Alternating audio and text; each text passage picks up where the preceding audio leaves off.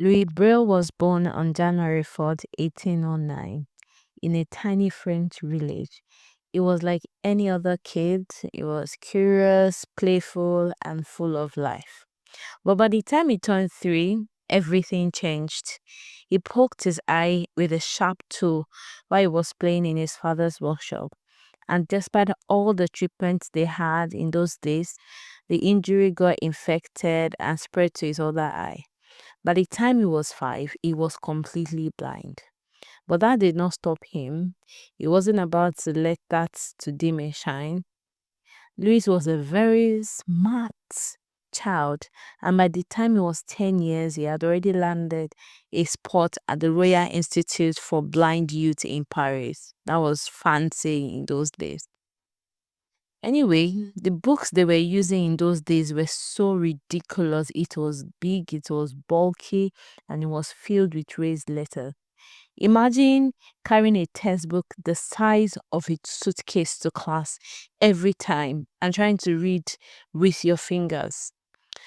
It was so difficult. So one day, Louis just heard about a cool invention that a French army captain named Charles Barbier created. He created a code called the night writing, but he created it for soldiers to be able to send messages to each other in the dark without notifying anybody.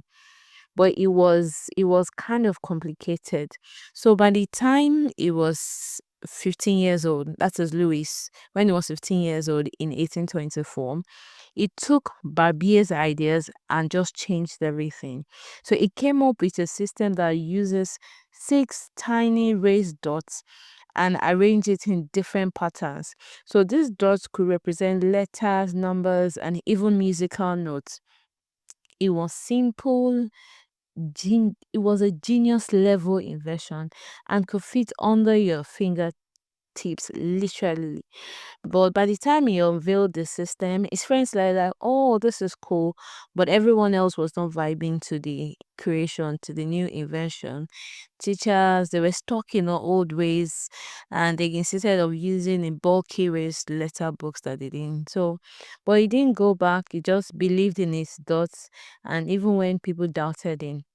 Fast forward to 1852, Louis had passed away and he never saw his invention go global. But guess what? By the time it got to the late 19th century, they adopted his invention and he just became a legend after he had died. So, this made it easy for health literacy for everyone, including the blind, independency, how it feels like for you to be able to read using your hands. So, it made life easier for blind people, and the significance is that in Nigeria, we have about 1.3 million people that are registered to be blind. In Africa, 5.9 million.